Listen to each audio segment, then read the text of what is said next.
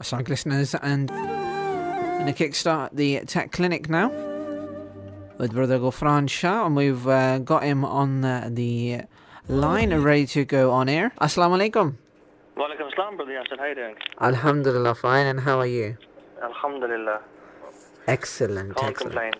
Can't complain? Yeah, I just had a wonderful spiritual gathering this evening with a khatam at a friend's house and a mawlid. So we're on a high every time we do these mawlids. We're charged. I'm charged up today. I'm ready for questions. You recharged yourself, eh? Recharged from the problematic week that everyone has. That is what. Yes. All right, and let's get ourselves started.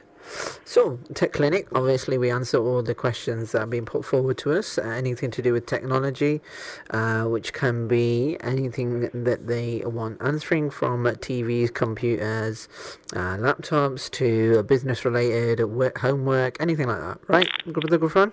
That's absolutely spot on. You remember my spiel from last week? Yeah, briefly. So, first question that we've got is, I have got a Samsung HD LED 52-inch 3D TV, but I wanted to know how comes the 3D effect looks better at the cinema? Is there any way of improving it? And in brackets it put is, what if I hung the TV on a wall rather than on a TV stand? Would that change anything? Okay, right. So, an interesting question from the listener there. So 3D TV has got to bear in mind that the 3D technology used in cinemas is of a different grade and different quality to the home unit the brother's talking about. So first thing of all, there's if you look at the 3D TVs out today, there's two types. You've got the active and the passive. I won't bore people with detailed definitions, but it's good to understand where these come from. In cinemas, a lot of the technology is based within the actual screen. They have these polarized filters on the screen, and have a very high definition projector, which is projecting that image. So a lot of the 3D work is done by the screen. Right. So you get, when you do watch a 3D movie in the cinema, you get what's called a pair of glasses. They're passive glasses, so they're thin, they're cheap, and that experience works well because a lot of the intelligence is in the screen. So you can use those cheap glasses. On the home unit side, because of the competitive price range, a lot of the intelligence goes in the glasses. So we have what's called active glasses, and you can know if you've got an active glass, or active pair of glasses, if they take a battery. So what happens is really the actual the pair of glasses you wear, they're actually miniature LCD displays, and they're opening and closing at very high speeds. So a lot of the intelligence is in the glass. So brother needs to find out what kind of TV he has. Is it based on the active technology or the passive technology? If it was a very expensive TV, chances are he's got what's called a passive TV. But from what he's saying is his effect looks better in the cinema. So other ways of improving it, you can certainly look at his seating position. It's got to be not too close, not too far, and also the right. Generally, if the screen's at eye level, that's going to be the best type of experience. So he could try hanging the TV on the wall. That's probably not going to affect his 3D experience. Okay. So he needs to really understand, is it a full HD 3D? So is the image at 1080p, which is the highest consumer quality? And is that 3D, or is it just what's called 3D ready? Nowadays you get this term HD ready, which is not full HD, and 3D ready. So I need to get more information about the brother's specific model. I've got a Samsung HD, it's an LED, which uses active glasses, and that picture is spot on. I have no issues with that at all. So, don't really compare what you see in the cinema with what you have at home, unless you're going to buy a £2,000, £3,000 projector, which is a 3D projector, projecting onto the image. So you can get that type of experience, but we're talking serious money. If the brother spent say £800 on the TV, it won't be cinema type of quality. Okay. I guess that answers question number 2 as well, which is how comes you need special specific 3D glasses for the TV and tin ones? So what you find with the actual glasses, the glasses are pretty much always paired with the TV. So if you buy an LG TV, that's 3D, the LG glasses will be specifically for that TV. there may be a brand of LG glass which can work with a few models, but they'll pretty much always be LG.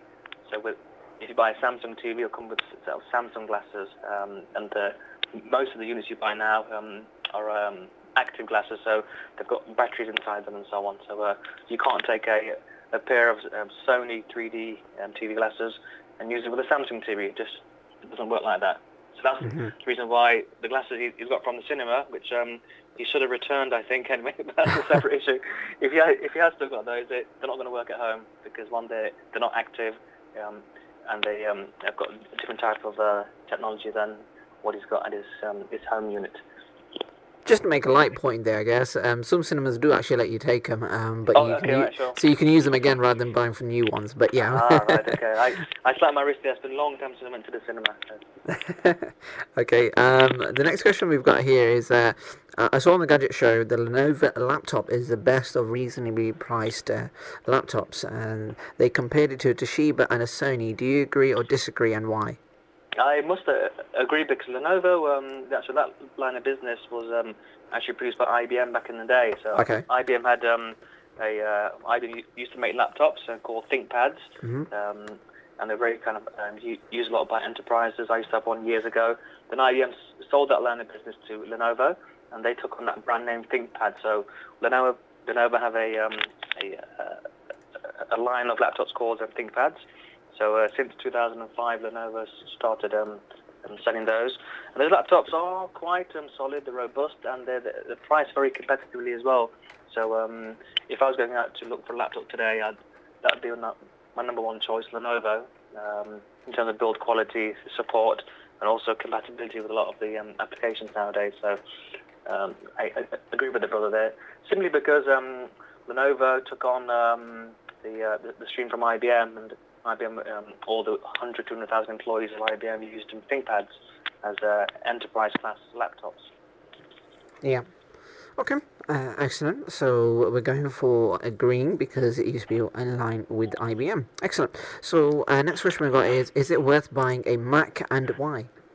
So moving on swiftly from PC to the world of Mac. So yeah. one of the brothers on Facebook had a question about iMac specifically last week. So an iMac certainly has a lot of appeal in terms of the looks and the build quality. If you look at the amount of precision Apple use in designing all their products, not just the Mac, the desktop version, the MacBook Pro, the iPad, and so on, looking at their manufacturing process and technology they use is absolutely phenomenal. The iMac in particular, again, they set the trend with this all-in-one unit where you can get a display which has the whole computer, the whole engine integrated into the back of the display.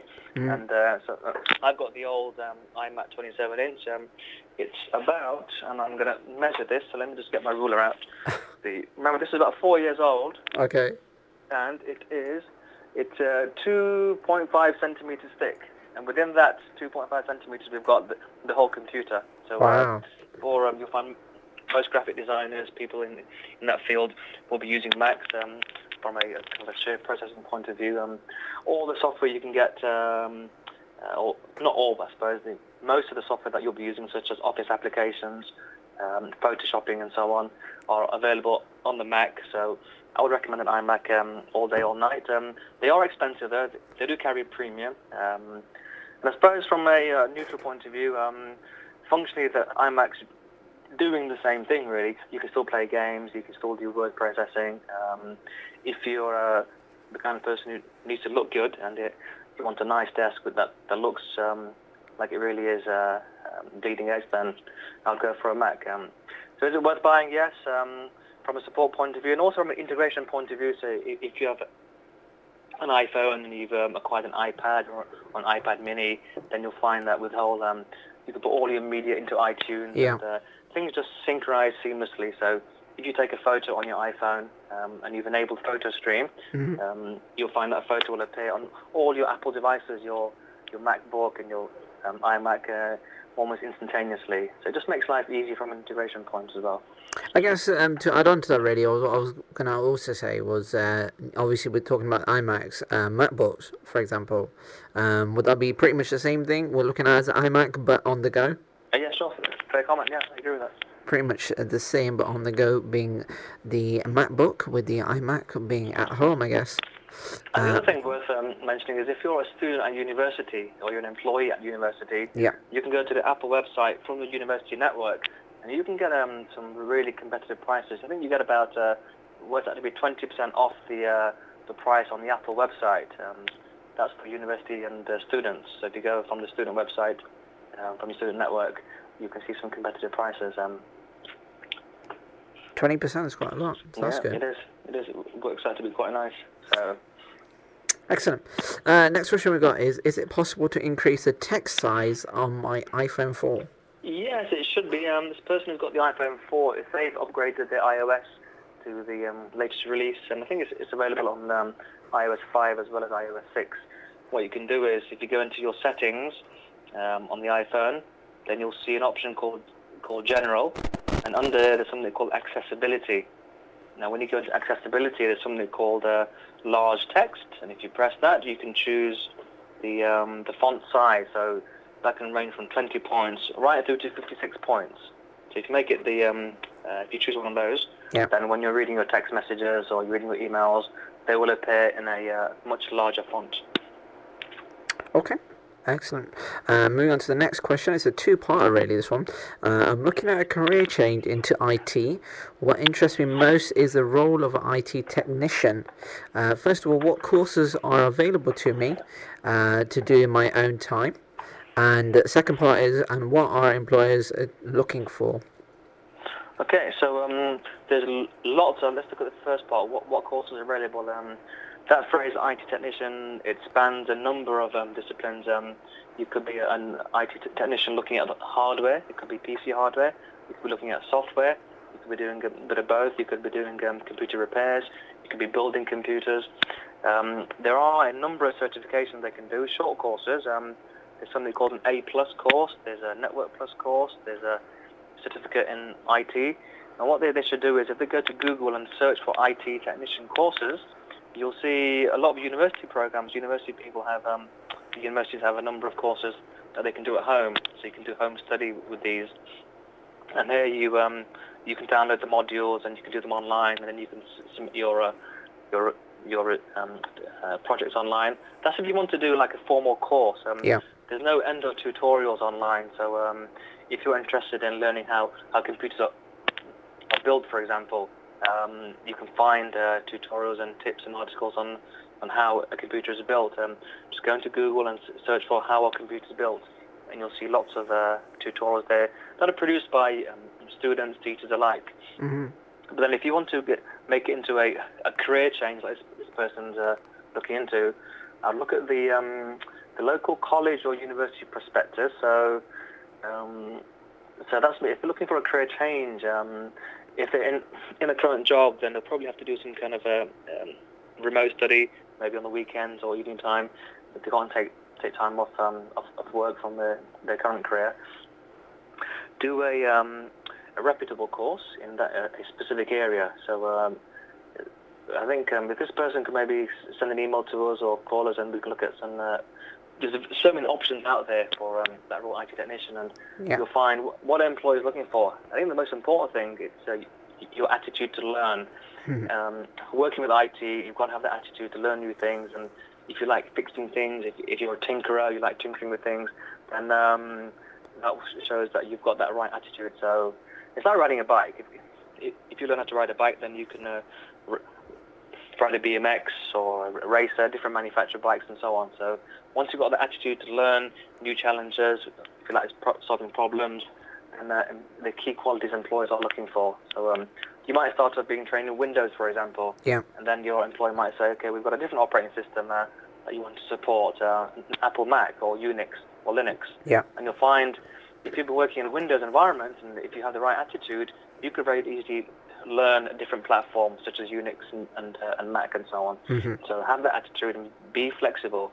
I think employers are looking for flexibility, and also things you've done in your spare time. So if you've done some volunteering for your local radio station, who's always looking for technical skills to help out in the studio, help out on the website, then it's all brownie points. Employers get so many CVs of first-class graduates, and what separates candidates is really the things they've been doing in their spare time. If you've been Definitely. doing lots of extracurricular activities, it all adds up and makes you a lot more marketable. Definitely. But if there's one word that I would say for employers, things they're looking for is the right attitude. You could be the sharpest person in the world, first-class graduate, and the wrong attitude, then that will break your career. Have the right attitude. You can always learn skills. And the attitude there should be the attitude to learn, right? Absolutely, attitude Exactly. to learn. Spot on. Right, moving on to the next question. Is someone is sending from my email address. How do I stop them? This happened to me once. Okay. Not too in the distant past. They should change their password straight away. Okay. That question implies they know which email address people have been sending emails from. So change the password and also speak to the email provider. So if it's a Hotmail email address or Gmail, then they can email the actual. There are support email addresses for Hotmail and Gmail. Email them and tell them that your email address has been compromised. Mm-hmm. You might find Hotmail might take a while to respond, maybe a few days.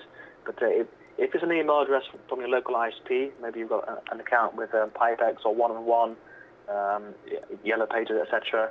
Email them, email their support site and say your account has been compromised, and if they can give you a report of which emails have been sent, they might be able to do that, but they should straight away change their password, and chances are somebody knows what their password is, and they can log in via the web interface and start sending emails. So change the password, and it's also worthwhile sending a mail to your contacts saying that your account's been compromised, and any emails in the past week have not been sent from you, because God knows what kind of things that they've been sending, God forbid. So if you know who they are, then that could be even more of a serious issue. If you know who they are, then kind of find out why they're sending emails from your account, which is not a right thing to do. So I think we could start with a whole heap of discussions there, but just change your password. Yeah.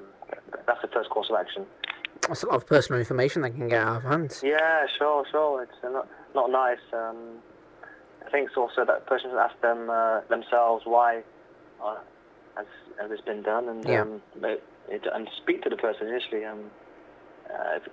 It could be a family friend, a friend, relative who's being malicious, but maybe they're just trying to play some kind of practical joke. But it's not nice when that happens. No, and, definitely not. That could even be identity fraud as well. So if they've been sending emails of a sensitive commercial nature, then maybe also speak to Experian. You can get a free 30-day trial with Experian, and Experian are the one of the authorities who will check your credit worthiness.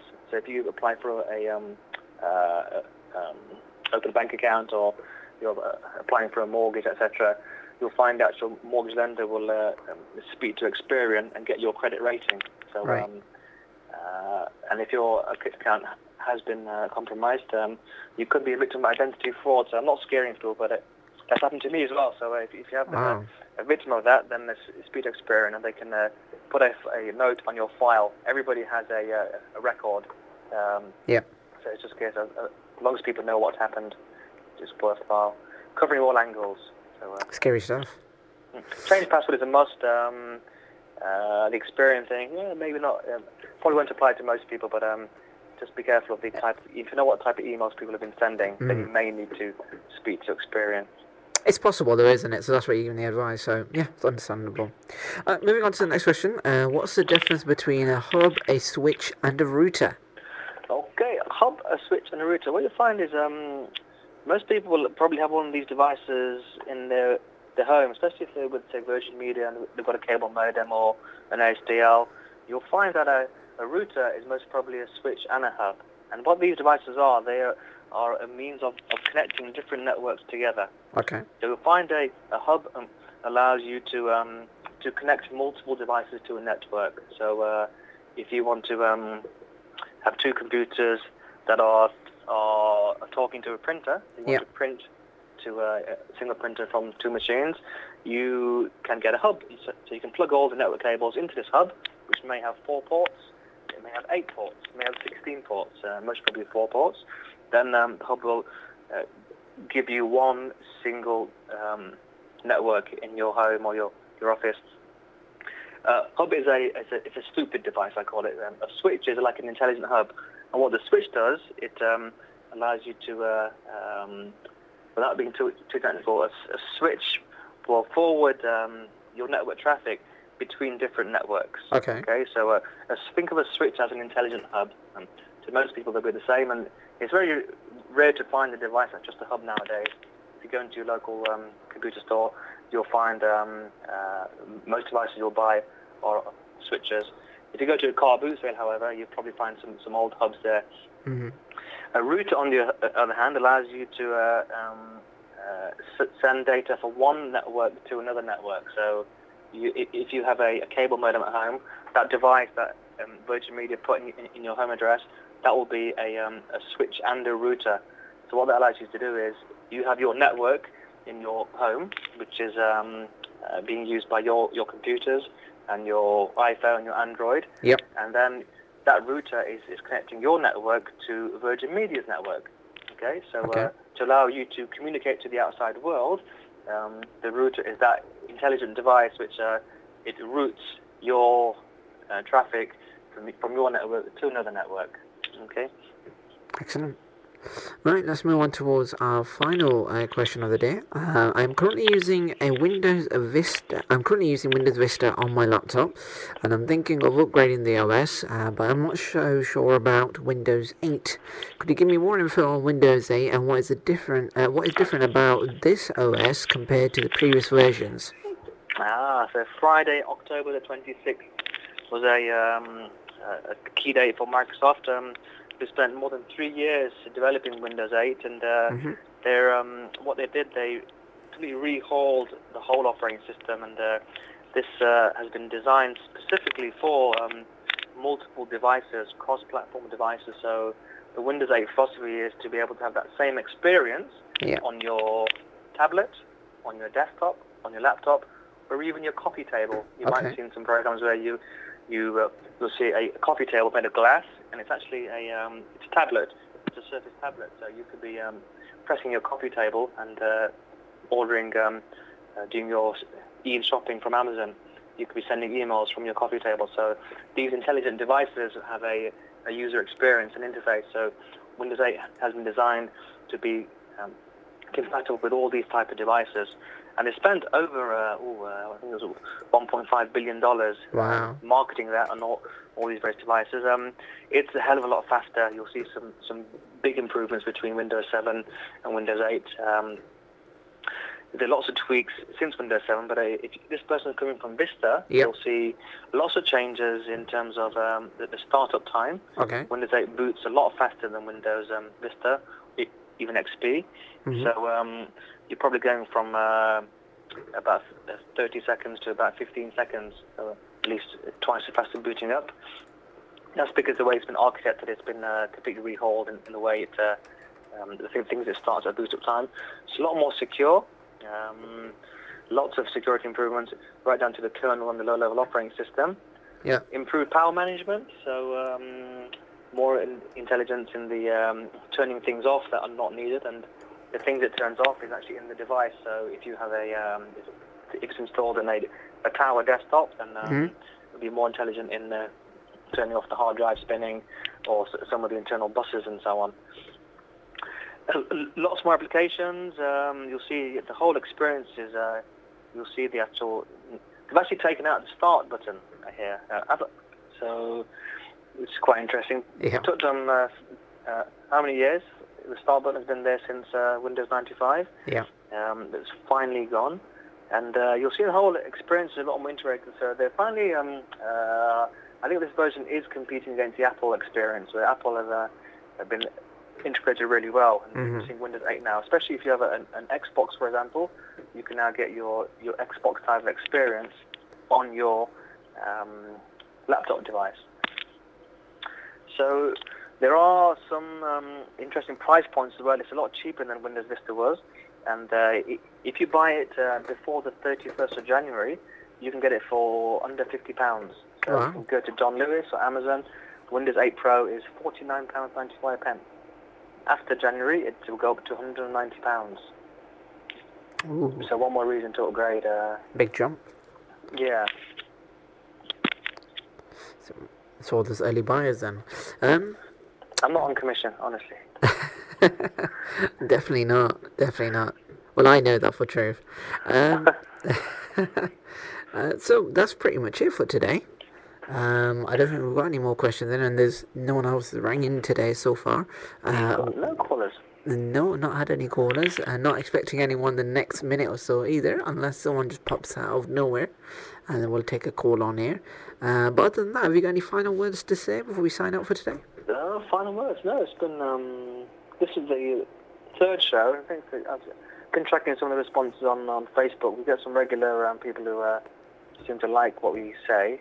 But it'd be nice to get a call now and again. And I was a bit worried when we spoke about 5 o'clock. We had about one question, and when I got back at about 8 o'clock, you sent me 3 pages full of questions, which is nice. So we're getting these questions last minute. So it would be nice to get some speak to some real people with some I suppose more real problems. Yeah. I just wonder if people are finding this so useful.